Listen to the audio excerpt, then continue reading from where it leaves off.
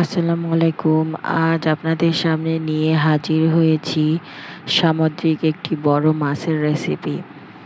আজ আমি এখানে সামুদ্রিক একটি মাছের রেসিপি দেখাবো। এই মাছটিকে বলা হয় রিটা মাছ। এটাকে অধিকাংশ জায়গায় রিটা মাছ বলা হয়, কিন্তু আমাদের দক্ষিণবঙ্গের লোকেরা এটাকে কিন্তু রিটা মাছ হিসাবে চিনে না। এটাকে আমাদের দক্ষিণবঙ্গের লোকেরা মেড মাছ হিসাবেই চিনে। আমাদের ওইখানে এটাকে মেড মাছ বলা হয়। আপনাদের কার অঞ্চলে কেমন কী নামে এটা পরিচিত জানলে অবশ্যই আমাকে কমেন্টে জানাবেন। এটা খেতে কিন্তু একদম মাংসের মতো। আপনি যখন এটা রান্না করবেন আপনি বুঝতেই পারবেন না মাছ খাচ্ছেন না মাংস খাচ্ছেন। দেখুন, আজ বাজার থেকে আমাদের এই দুইটা রিটা মাছ এনেছে। এখানে আমার এই যে বড় মাছটাতে কিন্তু 1 কেজির পরিমাণের বেশি আছে। আর এই মাছটা একটু ছোট, এটা আমার 1 কেজি পরিমাণ আছে। আমার এখানে দুইটা মাছে 2 কেজির বেশি ওজন আছে।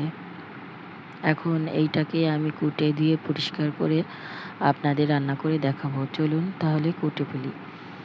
এই যে আমার মাছটি এখানে কোটা হয়ে গেছে, যে আমি কুটে ধুয়ে পরিষ্কার করে নিয়েছি। আমি কিন্তু এখানে শুধু মাছের পিসগুলি নিয়েছি। আমি কিন্তু এখানে কোনো রকম মাথা ব্যবহার মানে রান্নার জন্য নিইনি।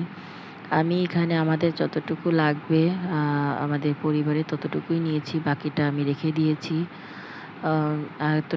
দুইটা মাছ একসঙ্গে আমাদের লাগে না, এই কারণে আপনাদের যতটুকু লাগবে সে ততটুকুই নিয়ে নেবেন। দেখুন, আমি চুলায় একটা কড়াই বসিয়ে দিয়েছি। এতে আমি তেল দিয়ে দিলাম, সয়াবিন তেল। মাছটা আমি লবণ হলুদ দিয়ে মেখে রেখেছি। এবারে তেলটা গরম হয়ে এলে আমি একে একে মাছগুলি বসিয়ে দেব। এই মাছটি আমি 2 পিঠ খুব ভালোভাবে লাল লাল করে ভেজে নিব।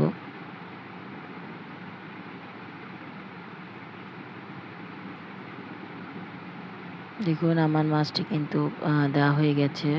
এবারে আমি এক পাশ হয়ে যাওয়ার পরে আমি একটু উল্টে দিব। মাছটা খুব আলতো হাতে উল্টাবেন। এতে মাছটা যখন আপনি তাড়াহুড়া করে উল্টাতে যাবেন তখন কিন্তু মাছটা ভেঙে যেতে পারে। একটু আস্তে আলতোভাবে করলে এটা আপনার ভাঙবে না। দেখুন, আমার সম্পূর্ণ মাছটি উল্টানো হয়ে গেছে। এই যে আমার মাছটি কিন্তু প্রায় 2 পাশ হয়ে এসেছে। এখন আমি একটা একটা করে তুলে ফেলবো।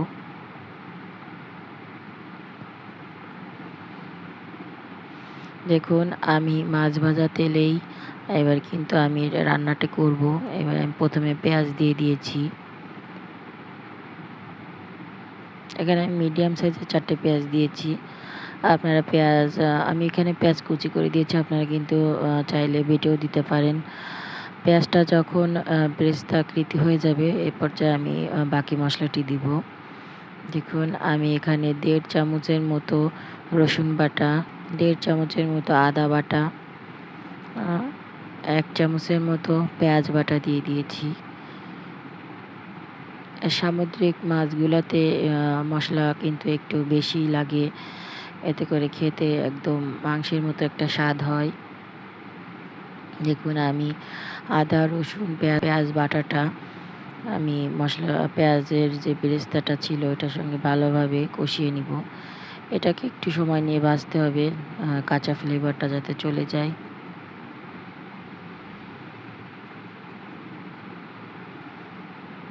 আমার মশলাটা ভাজা হয়ে গেছে। এখন আমি দিব শুকনো উপকরণ। দেখুন, আমি এখানে স্বাদ মতো লবণ দিয়ে দিচ্ছি।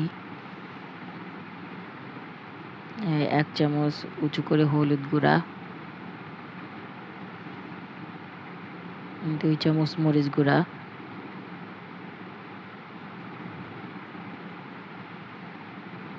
1 চামচ ধনিয়া গুঁড়া। এবার বাকি মশলাগুলোর সঙ্গে আমি শুকনো মশলাগুলি ভালো করে নেড়ে চেড়ে মিশিয়ে আমি এটাকে কষিয়ে নেব।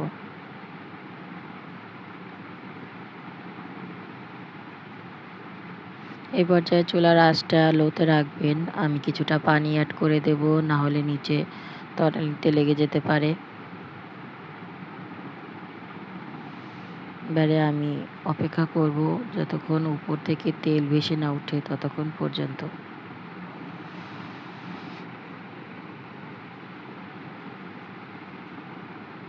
দেখুন আমার তেলটা কিন্তু ছাড়তে শুরু করে দিয়েছে। এ পর্যায়ে আমি দিয়ে দেব শাহি গরম মশলার গুঁড়া।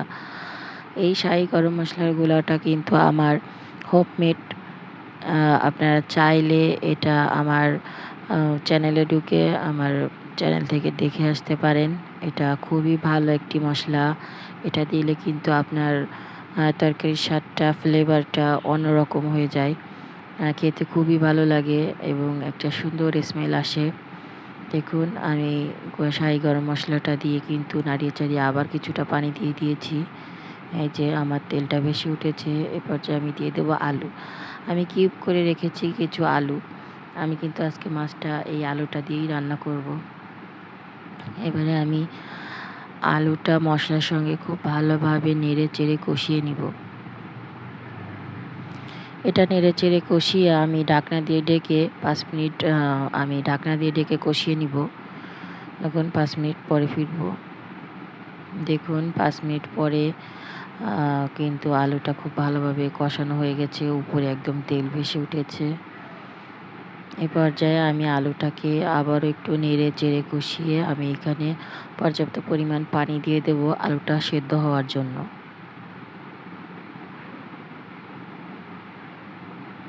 দেখুন ঢাকনা দিয়ে এখন ঢেকে দেব।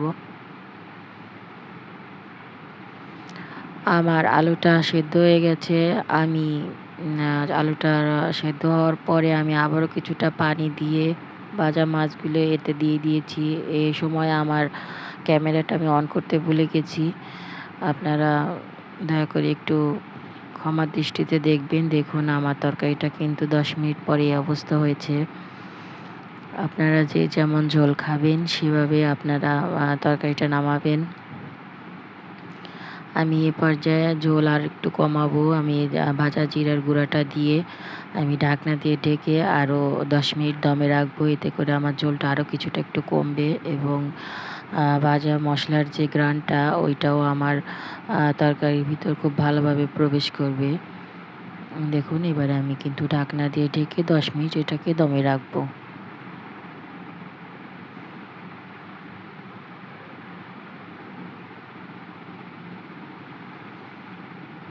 দেখুন 10 মিনিট পরে আমার তরকারিটার ফাইনাল লুক। আমি কিন্তু আর বেশি ঝোল কমাবো না। আলু দিয়ে যদি কোনো তরকারি রান্না করতে চান তাহলে আপনি যতটা ঝোল রাখবেন তার থেকে সামান্য একটু বেশি রাখবেন। কারণ তরকারিটা ঠান্ডা হওয়ার পরে আলু কিন্তু অনেকটাই তরকারির ঝোলটা চুষে নেয়। এতে তরকারির ঝোল কমে যায়। দেখুন আমার তরকারিটা কতটা পারফেক্ট হয়েছে। আমি আপনাদের মাছগুলো একটু তুলে দেখাচ্ছি। আশা করি আমার ভিডিওটি আপনাদের ভালো লাগবে। এইভাবে আপনারা বাসায় এই মাছটি রান্না করে দেখবেন। খেতে এতটাই মজা যে আপনি একবার খেলে স্বাদ আপনি ভুলতে পারবেন না। এটা মাংস থেকেও বেশি স্বাদের আমার কাছে মনে হয়। দেখুন আমার তরকারিটা দেখলেই কিন্তু বুঝতে পারছেন তরকারিটা কতটা লোভনীয় হয়েছে। আমার ভিডিওটি যদি আপনাদের কাছে ভালো লেগে থাকে তাহলে আমার ভিডিওটিতে লাইক করবেন, কমেন্ট করবেন, শেয়ার করবেন এবং আমার চ্যানেলটিতে সাবস্ক্রাইব করবেন যাতে আমি যখন যা দিই আপনাদের কাছে নোটিফিকেশন চলে যায় এবং আপনারা দেখতে পারেন। পুরো ভিডিওটি দেখার জন্য ধন্যবাদ। সবাই ভালো থাকবেন, সুস্থ থাকবেন। আসসালামু আলাইকুম।